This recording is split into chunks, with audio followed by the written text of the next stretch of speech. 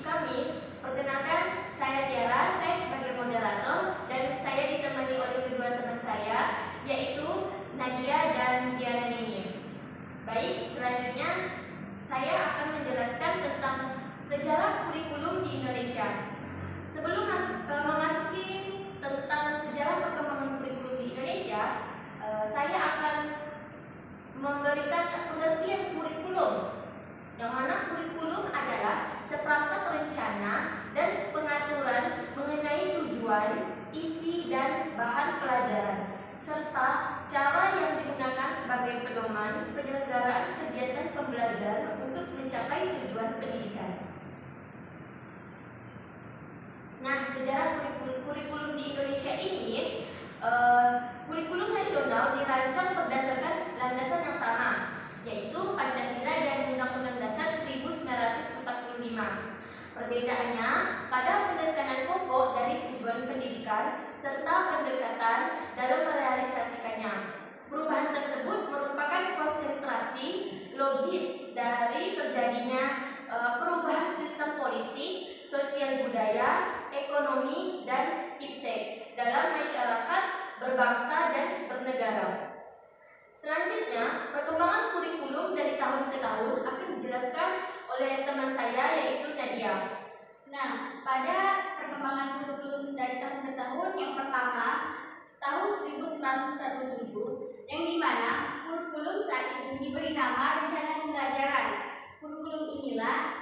Kurikulum ini lebih menekankan pada pembentukan karakter manusia yang berdaulat dan sejajar dengan bangsa lain. Nah, yang kedua, 1962, kurikulum ini diberi nama rencana pembelajaran terurai, yang dimana kurikulum ini sudah mengarah pada suatu sistem pendidikan nasional. Dan yang ketiga, di tahun 1964, saat itu diberi nama rencana pendidikan, yang dimana kurikulum ini adalah bahwa pemerintah mempunyai keinginan agar rakyat dapat mendapatkan pengetahuan akademik untuk pembelajaran pada jenjang SD, sehingga pembelajaran dipusatkan pada program perencanaan, yaitu pengembangan moral, kecerdasan emosional, dan karakteristik kepemimpinan dan pelajaran. Dan yang keempat, 1968, kurikulum ini menjadi pembinaan jiwa Pancasila, pengetahuan, dan kecakapan. Pendidikan ini ditetapkan pada upaya untuk membentuk manusia Pancasila sejati dan sehat jasmani, mempertinggi kecerdasan moral dan keyakinan. Dan yang kelima, pada tahun 1975, kurikulum ini menekankan pada efisiensi dan efektivitas dalam hal gaya dan waktu, berorientasi pada tujuan. Dan yang keenam, pada tahun 1984, kurikulum ini sebagai perbaikan atau revisi. Kurikulum ini berorientasi kepada tujuan internasional, serta pengajarannya berpusat pada anak didik melalui secara belajar yang efektif.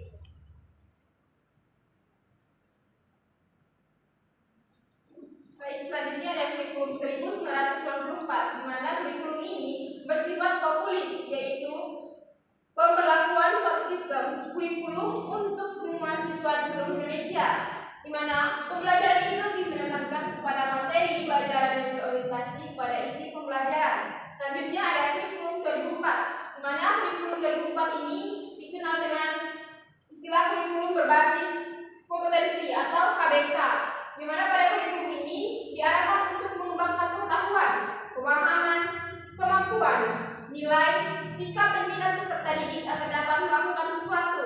Selanjutnya ada kurikulum 2006 atau KTSP, di mana kurikulum ini berkaitan dengan operasional yang disusun oleh dan dilaksanakan di masing-masing satuan pendidikan. Jadi, penyusunannya dilakukan oleh satu pendidikan dengan memperhatikan standar kompetensi serta kompetensi. Selanjutnya ada kurikulum 2013, di mana kurikulum ini lebih menekankan